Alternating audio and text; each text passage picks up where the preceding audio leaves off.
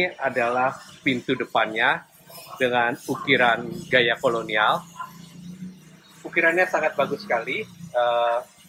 Sayang di beberapa bagian sudah keropos, seperti contohnya di sini. Sudah keropos, kayunya sudah dimakan rayap, jadi tampaknya perlu ada perbaikan segera untuk Masjid Angke ini.